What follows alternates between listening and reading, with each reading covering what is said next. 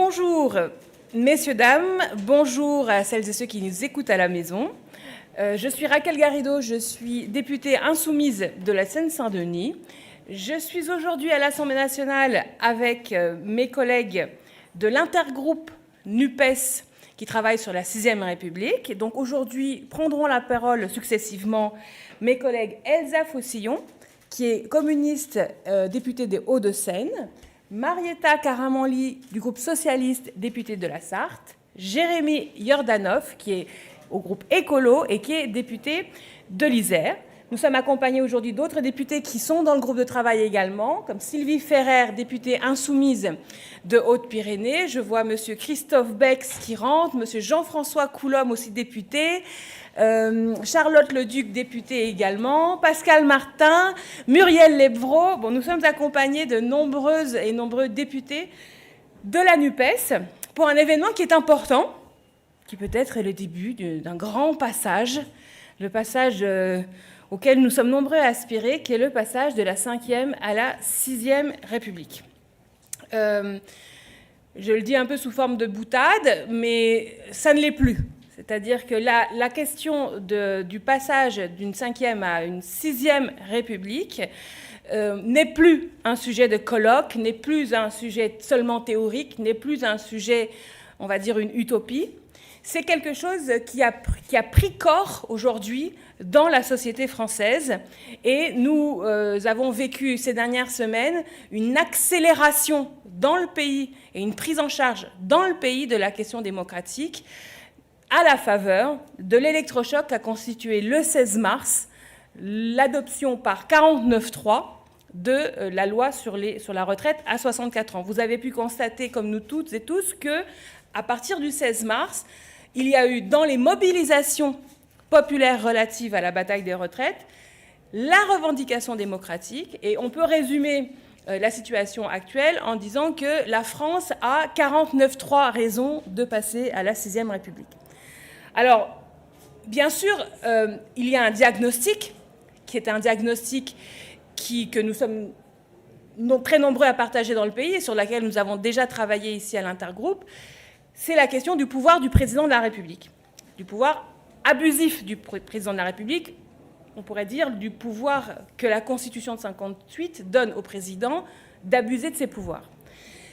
Une fois qu'on a dit ça, la question est comment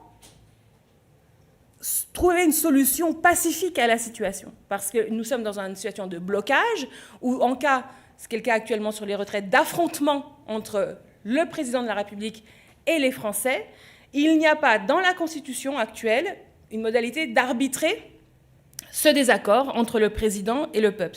La 5e République même nie la possibilité même de ce désaccord, puisque, vous l'entendez souvent d'ailleurs dans la bouche de nos collègues macronistes, puisque le président est élu au suffrage universel, puisqu'il est élu par le peuple, alors le peuple ne peut pas fondamentalement être en désaccord avec le président, puisque c'est lui qui l'a mis là.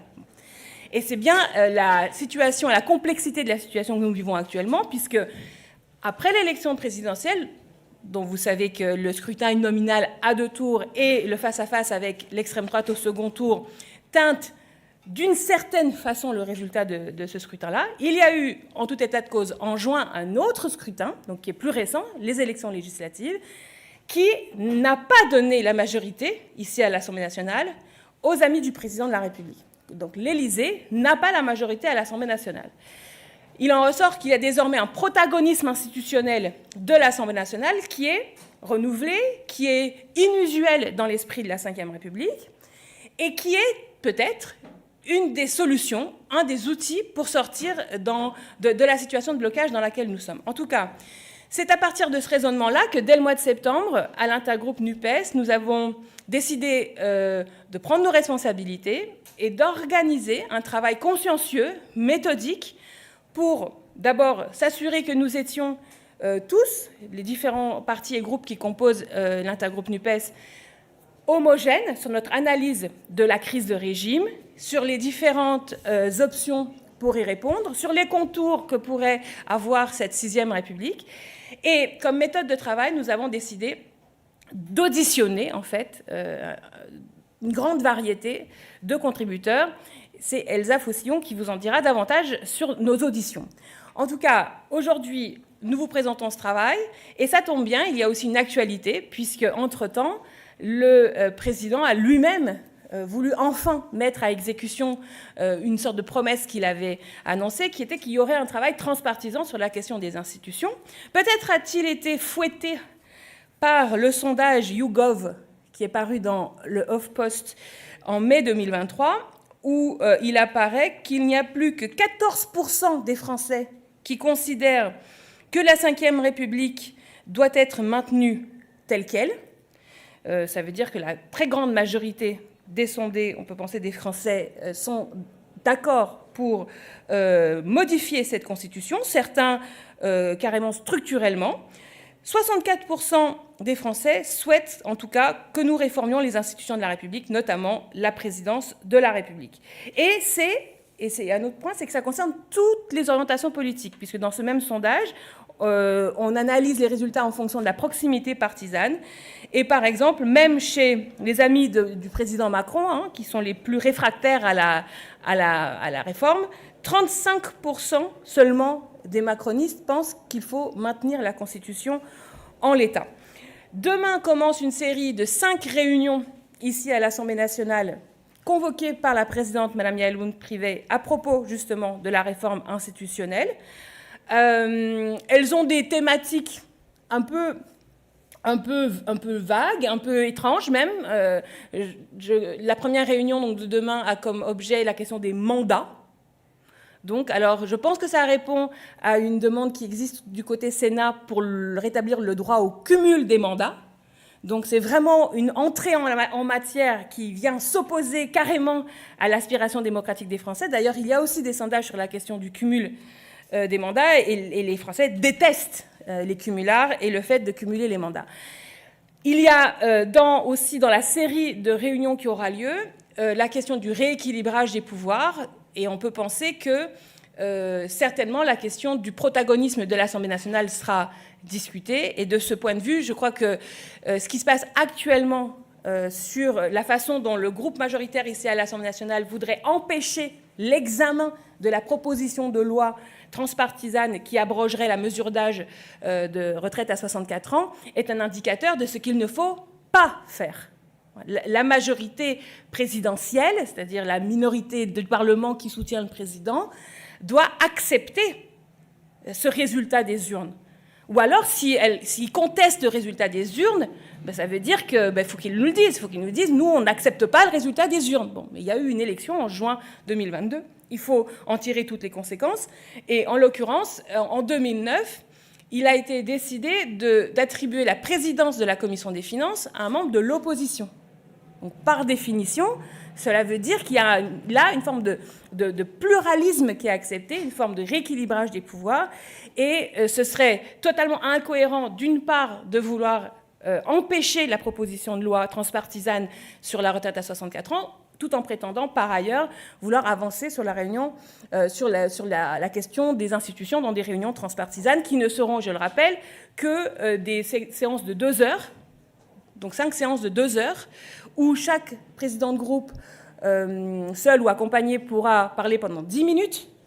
Et vraiment, c'est tout le contraire de ce que nous faisons, nous, ici, dans ce groupe de travail, qui est un groupe de travail qui a vocation, comme le disait Laureline Fontaine lors de notre deuxième audition, à ronger l'os. Nous voulons ronger l'os. C'est-à-dire, on veut vraiment travailler à fond pour se poser toutes les questions sur ce que nous voulons et comment y arriver. Et je cède la parole à mes collègues. Je pourrai répondre à d'autres questions ultérieurement. Bonjour à toutes et tous. Donc, je suis Elsa Faucillon, députée communiste des Hauts-de-Seine. D'abord, je veux remercier Raquel Garrido parce qu'il faut lui rendre ce qui est à elle, c'est-à-dire que c'est elle qui a impulsé ce groupe de travail. Je connais de longue date son attachement à la 6e République. On a quelques manifs, notamment en 2012, qui peuvent le prouver.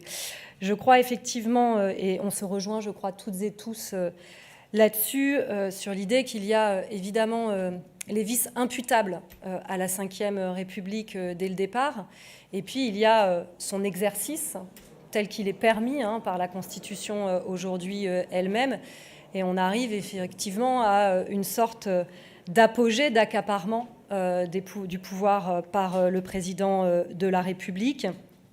Et donc des vices poussés jusqu'à l'extrême de cette Ve République. Peut-être qu'on pourrait dire, résumer les choses ainsi.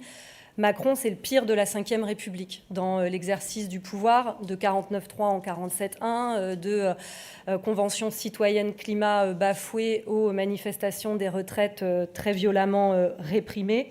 Et donc je crois que même si depuis une vingtaine d'années, on sent que l'ensemble des candidats à la présidentielle se font obligation d'avoir des propositions de réforme institutionnelle, hein, c'est presque devenu un passage obligé, eh bien aujourd'hui on a du mal à voir comment on peut proposer un projet pacifiste, un projet démocratique à la population sans proposer une réforme en profondeur qui permette bien que les citoyens aujourd'hui reprennent du pouvoir, prennent du pouvoir et ne soient plus aussi éloignés des décisions qui les concernent tant.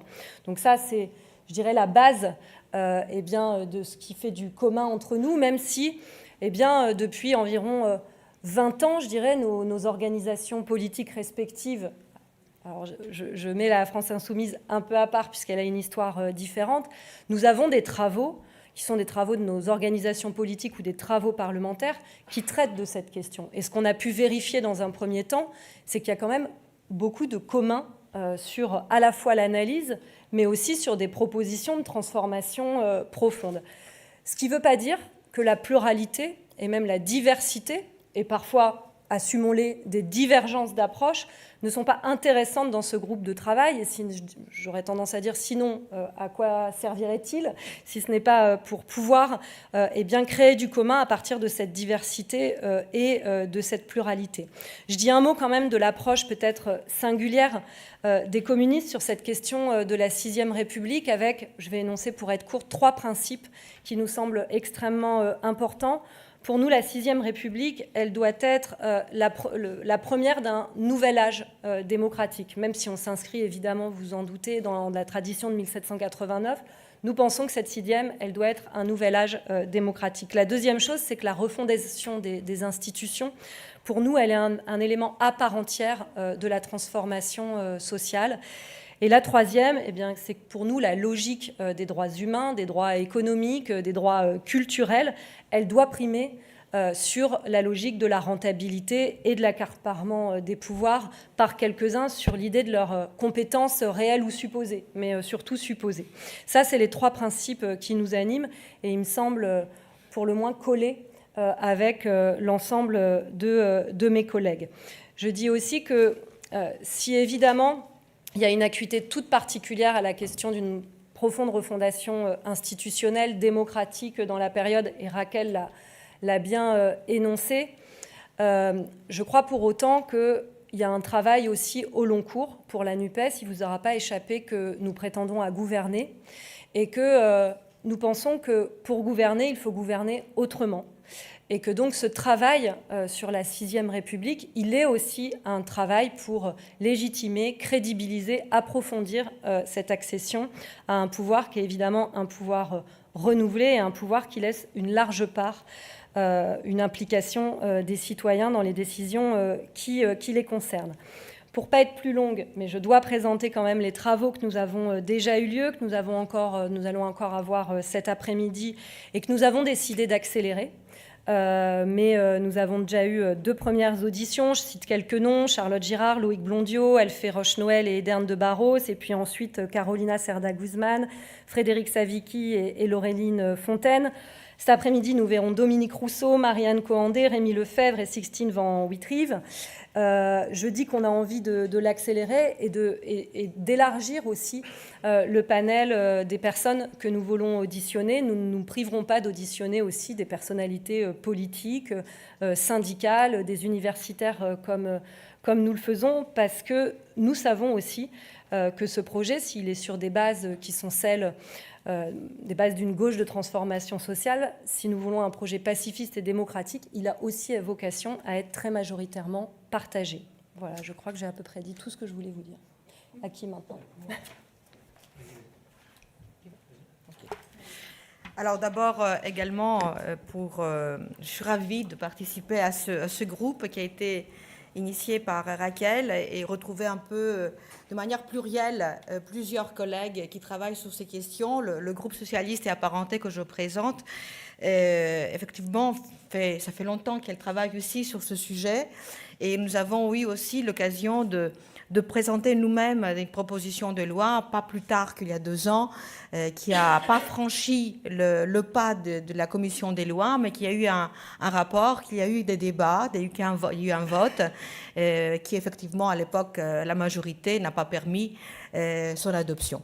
Alors, je parle aussi à mon nom propre parce que vous l'avez pas échappé, ça vous a pas échappé, Marietta Caramonli, vu mon accent également, ce n'est pas totalement innocemment que je vous parle de ces questions parce que je suis d'origine hellène, comme on dit, et j'ai grandi finalement dans ce berceau démocratique. Et qui est finalement la démocratie antique, mais aussi la démocratie tout court. Et je pense, ça nous ramène à une autre question parce que on part vraiment de 2 constats, même je dirais 3 constats. D'abord, le premier constat, c'est que incontestablement, justement, nos démocraties sont fragilisées aujourd'hui, au moins, je dirais, profondément mises à l'épreuve par des crises successives, crise économique, crise sociale, environnementale que nous avons. Et donc, nous devons aussi se questionner, y compris après la crise de la Covid-19, ça a amplifié finalement les attentes de la population. Je dirais il y a un besoin d'une meilleure représentation des opinions, de l'opinion publique, et des opinions tout court et de leurs choix politiques, et qui ne se permettent pas aujourd'hui à travers le modèle de la Ve République que nous avons. Le deuxième constat, c'est que le Parlement peine à demeurer le lieu du débat et de la fabrique de la loi, attribue pourtant au cœur de son rôle constitutionnel, les conditions justement de détermination de l'ordre du jour, le délai de l'examen des textes, la pratique du fait majoritaire, même s'il a été bousculé sous cette mandature, renforcés par le quinquennat également et le calendrier des élections législatives, ne permettent pas non plus la réflexion et la concertation qui seraient utiles à ces temps justement de recherche d'unité nationale qui est recherchée par, on l'a vu, à travers la réforme des retraites. Et puis, me semble-t-il aussi également, c'est aussi le rôle, enfin le troisième constat, c'est le déséquilibre qui existe, qui est accru et qui existe encore aujourd'hui, au-delà des crises, entre le président de la République, le Parlement et le gouvernement. Et je prends un exemple. Est-ce le rôle d'un ministre d'aller demander au président de la République s'il a le droit d'acheter des masques? Non. Donc effectivement, c'est aussi des faits très concrets qui montrent qu'il y a une concentration du pouvoir. Et un constitutionnaliste qu'on n'a pas encore auditionné, mais qu'on a eu l'occasion d'auditionner précédemment dans d'autres travaux, il me disait aujourd'hui, récemment, il y a une semaine, finalement, le président Macron est devenu l'ennemi de la Ve République. Donc nous, on a pris finalement cette initiative de dire que nous travaillons ensemble. Nous essayons donc de porter des propositions nouvelles. C'est pour ça d'ailleurs qu'on va accélérer un petit peu ce travail. Et pour dire que finalement, si la Constitution reconnaît au président de la République, en tout cas, un rôle éminent aujourd'hui, compte tenu l'évolution et compte tenu les attentes de l'opinion publique et du fait démocratique qui est conscient, qui est dans la société aujourd'hui, nous amène à définir finalement cette 5e, 6e République qui demande un nouvel élan et effectivement une nouvelle façon de prendre en compte le peuple. Et parce que d'ailleurs, il y avait quelqu'un qui a marqué finalement, en tout cas historiquement, pour moi aussi politiquement, l'histoire, c'est Pierre Mendès France, qui disait que dans la République moderne, pour un peuple, confier son sort à un seul homme, fût-il le meilleur d'entre tous, c'est une démission. Alors nous, justement, on ne veut pas que le peuple démissionne.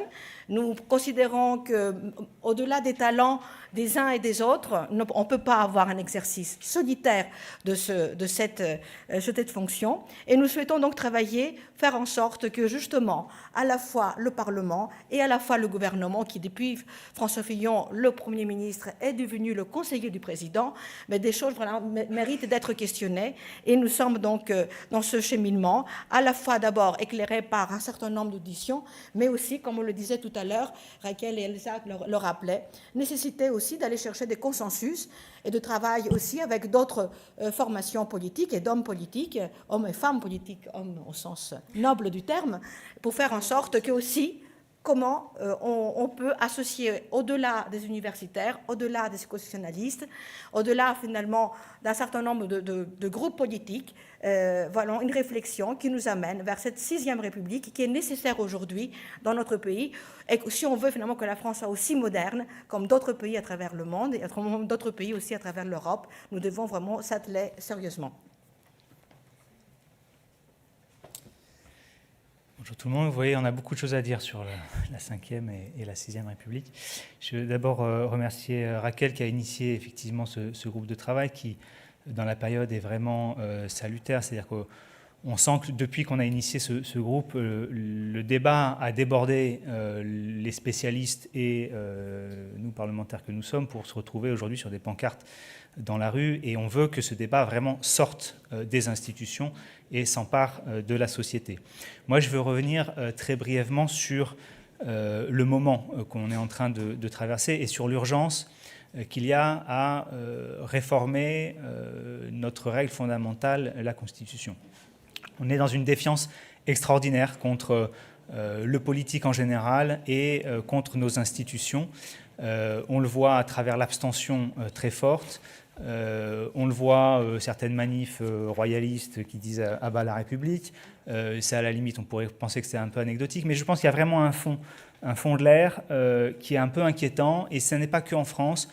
On l'a vu avec le Capitole aux États-Unis, on a vu ce qui s'est passé au Brésil. Il y a parfois des pulsions de contestation générale du pouvoir. Et je pense que si le pouvoir, de manière générale, n'est pas capable de se remettre en cause et de comprendre ce qui ne fonctionne pas, on peut arriver sur une crise très profonde de la démocratie. Si on ne veut pas en arriver à une crise de la démocratie, il faut prendre la température des choses, regarder les choses comme elles sont et remédier aux problèmes. Le problème, pour nous, qui avons critiqué depuis que la Ve République existe, on a critiqué la Ve République, le fait qu'elle soit écrite par un général, pour un homme providentiel. Cette figure de l'homme providentiel, on l'a toujours critiqué, mais il y a eu une dérive petit à petit qui commence en 62 avec le référendum pour changer le mode de scrutin de l'élection du président de la République. Vous savez qu'au début, c'était un scrutin indirect, et à partir du moment où on passe à un suffrage universel direct, il y a un conflit de légitimité entre le chef de l'État, le président de la République, et l'Assemblée nationale. Et depuis, il y a une dérive constante, et finalement, le chef de l'exécutif aujourd'hui, le chef de l'État aujourd'hui se prend pour le chef de l'exécutif, ce qui n'est pas son rôle dans la Constitution. L'article 5 lui confère un rôle d'arbitre, et c'est le gouvernement qui doit gouverner. Aujourd'hui, on voit que le chef de l'État n'est plus le chef des Français, il est le chef de la majorité. Et ça pose beaucoup de questions, et on le voit très précisément sur la question de la réforme des retraites, où il impose au Parlement, il l'impose à sa majorité, il l'impose au gouvernement contre l'avis de beaucoup de parlementaires, y compris de la majorité, la procédure du 49.3 qui a été vraiment vécue comme un coup de force inacceptable. Donc je crois qu'on est vraiment au bout de cette Ve République. On entend parfois des gens qui disent « oui, mais c'est un problème de pratique ». Mais en fait, le texte est très bien, mais c'est un problème de pratique. Alors, je veux revenir quand même sur cet argument, parce que c'est quoi une constitution ? Une constitution, c'est un texte qui est là pour organiser les pouvoirs, mais qui est là aussi pour limiter le pouvoir des politiques, et notamment de l'exécutif, en cas de débordement. Et donc, si la Ve République n'est pas en capacité de limiter un pouvoir autoritaire, c'est qu'il faut changer la Ve République. Imaginez demain un pouvoir autoritaire, populiste, d'extrême droite, avec les outils de la Ve République, et tout ce qu'il pourrait faire. Il faut se projeter, parce qu'en fait, ça n'est plus aujourd'hui un scénario tout à fait imaginaire. En tout cas, il faut s'y préparer. Nous, écologiste, ce qu'on souhaite, ce qu'on porte, je crois que c'est très partagé dans ce groupe, on a défendu la proportionnelle, on le défend depuis très longtemps, j'ai déposé un texte là-dessus, on a défendu aussi la suppression du 49.3, qui était co-signé par des députés de l'ensemble des groupes de la NUPES et même au-delà. Je défends aussi la déconnexion, on n'en a pas encore forcément beaucoup parlé dans les auditions, je crois que si, la déconnexion vraiment de la présidentielle et des législatives. Il ne faut pas que la majorité parlementaire doive quelque chose au président de la République, sinon il y a une confusion entre l'exécutif et le législatif. Quand un parlementaire doit son mandat au chef de l'exécutif, il ne peut pas jouer son rôle de contrôle du gouvernement. Ça, c'est vraiment un vice de l'inversion du calendrier que l'on doit malheureusement à la gauche. Et je pense qu'on doit tous faire notre introspection sur cette question-là. Voilà, je crois qu'il faut vraiment mettre tous les sujets sur la table. Il faut que le débat déborde dans la société. On n'a pas encore les clés de tout. Raquel a dit, il faut aller jusqu'à l'os. C'est-à-dire qu'il ne faut pas cette question-là. On a un moment politique, on a l'opinion qui est avec nous. Ce ne sont pas des sujets faciles. Ça prend un peu de temps. Mais quand on suit les auditions, en réalité, on voit passionnant. L'équilibre des pouvoirs, voilà, juste en 3 mots, parce que je ne veux pas être trop long, je vais laisser la place aux questions, mais nous, on est pour un régime parlementaire et profondément renouvelé. Il faut des respirations démocratiques. La démocratie, ça ne peut pas être un vote tous les 5 ans et rien entre-temps. Il faut repenser la place du citoyen.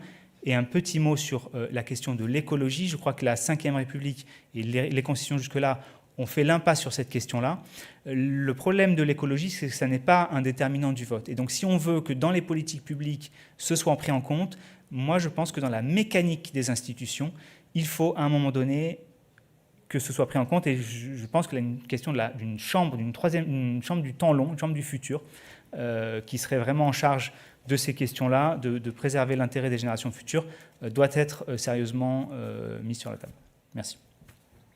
Nous, ce qu'on voudrait argumenter, c'est de dire que si, dans une société démocratique, vous n'avez pas de passage pacifique pour purger les conflits politiques, alors il ne faut pas être surpris lorsque la violence émane de la société. Et de ce point de vue, le conflit des retraites est absolument un cas d'école. C'est absolument un cas d'école. Vous avez 11 centrales syndicales, c'est-à-dire la totalité des centrales syndicales de ce pays qui sont contre une loi, et pourtant la majorité la présente ici à l'ordre du jour de l'Assemblée nationale. Vous avez des très nombreuses journées de mobilisation qui regroupent des millions de manifestants. Vous avez des grèves, dont certaines reconductibles. Et vous avez, en bout de course, une pression populaire dans toutes les circonscriptions et un tel unanimisme, au fond, sur la question des retraites, que même des députés de droite, dont le programme, initialement, est quand même de reporter l'âge légal à la retraite, se disent... Mon rôle de député, c'est de représenter, donc présenter à nouveau. Et donc, je ne peux pas, en 2023, si 70% de ma circonscription est contre la retraite à 64 ans, aller à l'Assemblée nationale voter pour. Donc, c'est comme ça que s'est forgée la possible majorité pour battre la loi. Et vous savez tous que la façon d'empêcher ça, ça a été le 49.3. Donc, ce 49.3, maintenant, on va dire que c'est le point d'entrée. Et si on n'assume pas la nécessité de parler de ça, c'est-à-dire d'évoquer la possibilité d'une constitution où il n'y ait pas de 49.3. La suppression du 49.3, c'est quelque chose qui est nécessaire. Et c'est nécessaire que les Français voient qu'il y a à l'Assemblée nationale des députés, des gens qui travaillent à ça. Parce que sinon, il y a une forme de désespoir qui s'organise. Si vous pouvez pas, en tant que militant syndical, ça marche pas, en tant que manifestant, ça marche pas, en tant que gréviste, ça marche pas, en tant que député, ça marche pas, bah derrière, nécessairement, ça crée du conflit. Donc, nous sommes ici, en quelque sorte, des agents de la paix. Et je dis ça très sérieusement. Il faut choisir entre guerre et paix. Et la paix, c'est de commencer sérieusement à discuter du changement de constitution. Et quand on dit sérieusement changer la constitution, il faut assumer que le point de départ, c'est de limiter les pouvoirs du président de la République. la question qui est posée à nous, comme à tous les Français, c'est faut-il encore un président de la République en France ? Faut-il un président de la République élu au suffrage universel ? Faut-il un président de la République disposant ou concentrant autant de pouvoir exécutif, c'est-à-dire ce pouvoir qu'on a au quotidien de prendre des décisions quand on gouverne, le pouvoir gouvernant ? Ça, ce sont des sujets qui concernent tous les Français. Ce ne sont pas des sujets académiques, ce ne sont pas des sujets théoriques. Vous demandez à n'importe quel Français, à votre avis, faut-il encore un président de la République ? Le Français, la personne, forgera une réponse. C'est extrêmement concernant. On le sait, l'élection présidentielle est l'élection dans laquelle il y a encore aujourd'hui le plus de participation. Ça n'est pas pour rien, c'est parce que les Français ont identifié que c'est là que résidait le pouvoir, c'est là qu'était concentré le pouvoir. Donc ils disent, OK, ben moi je vais à la conversation, le vote, le jour où on parle de là où il y a le pouvoir. Ça ne veut pas dire qu'ils sont d'accord pour qu'il y ait ce pouvoir. Il y a même un sondage YouGov qui dit exactement le contraire. Mais ça veut dire que tout le monde a compris le fonctionnement institutionnel. Et donc, voilà, cette discussion, elle est là. Il faut la prendre au sérieux. Et si nous accélérons maintenant les auditions, parce qu'on a commencé, vous l'avez vu, on a essayé de faire quelque chose de pluridisciplinaire. Donc à chaque fois, on a mis prof de droit concite, sciences politiques, essayistes. Là, on va aussi associer les syndicalistes, par exemple. On va entendre des membres des bureaux confédéraux là, qui ont mené la bataille des retraites, comment eux, ils ont vécu la bataille des retraites du point de vue du rapport au gouvernement, du rapport à la démocratie, comment ils ont même essayé de convaincre individuellement chaque député, quel que soit son groupe politique, de coller en fait à la volonté générale, qui est en fait la définition en principe de ce qu'est la loi. Et on se dit, donc on accélère ça, et aussi parce qu'évidemment maintenant, il y a le gouvernement lui-même qui vient à la discussion en provoquant ces commissions transpartisanes, donc ils se réunissent en même temps au Sénat et à l'Assemblée nationale, et la question qu'il faut leur poser, c'est pourquoi ils le font ? Nous, on sait pourquoi on veut changer la Constitution. On pense qu'il y a un dysfonctionnement sur la concentration du pouvoir du président, et que ce dysfonctionnement a eu un tas de répercussions néfastes. C'est des comportements impunitaires avec des hommes et des femmes politiques qui, en fait, se dissocient du mandat des habitants, qui considèrent que leur rôle, en fait, ce n'est pas de représenter les gens. Limite, aujourd'hui, on entend des théories sur le fait que c'est courageux de ne pas être populaire. Vous voyez, ce genre de discours. C'est-à-dire qu'en fait, où on met à distance, littéralement, on met à distance le fait démocratique. Ils théorisent qu'aujourd'hui, le rôle d'un élu, c'est pas de représenter la majorité. Bon, ce serait autre chose, quoi. Là, il y a quelque chose sur lequel nous voyons un risque, et donc nous avons cette responsabilité, et aussi nous avons la responsabilité d'engager le débat à large échelle. C'est-à-dire, moi, je veux que Yael Braun-Pivet, je veux que Larcher, et pourquoi pas le président lui-même, puisqu'il est partisan de cette discussion, lui, pourquoi il veut qu'on discute de ça ? Il voit un dysfonctionnement dans la Ve République ? Si oui, lequel ? Il y a trop de députés, comme il disait en 2019, donc le problème, c'est les députés ? Il a perdu la majorité ici à l'Assemblée nationale, donc c'est ça le problème. Il voudrait quoi ? Il voudrait qu'il y ait automatiquement la majorité pour le président ? C'est quoi son problème ? C'est le pluralisme ? C'est quoi ? Si sa porte d'entrée, c'est de dire ce qu'il faut, c'est repermettre le cumul des mandats pour les sénateurs et les députés qui veulent en plus être maires, là, il va y avoir un désaccord fondamental. Là, je pense qu'il n'a pas compris. Mais s'il le fait, en fait, en réalité, c'est signé. C'est-à-dire qu'eux aussi ont conscience du problème. Eux aussi ont conscience du problème. Et même s'ils ne l'avouent pas, ça veut dire qu'en fait, il y a, en quelque sorte, on a gagné la partie. Et je conclurai juste là-dessus en disant que pendant de très nombreuses années, nous avons mené un travail de critique de ce que nous appelons la monarchie présidentielle. Et nous nous inscrivions dans les pas de Mendès France, de Monnerville, évidemment Mitterrand, le coup d'État permanent. C'est nos anciens qui ont de tout temps, je pense au Parti communiste notamment, de tout temps critiqué la Ve République. Aujourd'hui, je pense que le procès de la Ve République, il est fait. Il n'est plus à faire. Il n'est plus à faire. Et donc, nous sommes dans une circonstance où les Français ne sont plus dotés d'une règle suprême stable qui provoque un consentement majoritaire et qui permet la conflictualité sur le plan légal. Parce que la Constitution, nous ici, on se dispute. Voilà, il y a les différents groupes politiques. Le Parlement, c'est ça, mais dans un contexte qui est celui de la Constitution. Si la Constitution elle-même rentre dans le champ de la conflictualité, ce qui est le cas aujourd'hui, par exemple, sur le 49.3, quand vous voyez des banderoles, etc., c'était dit par Jérémy Jordanov, ça veut dire qu'en fait, votre Constitution n'est pas sur le piédestal sur lequel elle devrait être, donc vous entrez en eau trouble. Nous sommes dans ces eaux troubles. Et ces eaux troubles commandent une réponse. Parce que si on laisse faire, en fait, c'est une situation qui est belligène, qui est provocatrice de chaos. Et là, je veux citer Albert Camus, et c'est Loïc Blondiot, qui est professeur de sciences politiques à Paris 1, qu'on a auditionné à la toute première audition, qui nous a dit cette phrase d'Albert Camus: « Lorsque la démocratie est malade, le fascisme vient à son chevet, mais c'est rarement pour prendre de ses nouvelles. » Nous sommes exactement à ce moment de l'histoire. Exactement. Donc si nous ne nous chargeons pas, nous, notre génération, et ça comprend tout le monde, les journalistes, les gens à la maison, tout le monde, nous ne nous chargeons pas nous-mêmes rapidement de passer à la 6e République, ce chaos qui est d'ores et déjà, cette phrase d'Albert Camus, « Lorsque la démocratie est malade, le fascisme vient à son chevet, mais c'est rarement pour prendre de ses nouvelles. » Nous sommes exactement à ce moment de l'histoire. Exactement. Donc si nous ne nous chargeons pas, nous, notre génération, et ça comprend tout le monde, les journalistes, les gens à la maison, tout le monde, nous ne nous chargeons pas nous-mêmes rapidement de passer à la 6e République, ce chaos qui est d'ores et déjà là, il peut aussi amener le pire. Et c'est ce que nous voulons éviter à tout prix.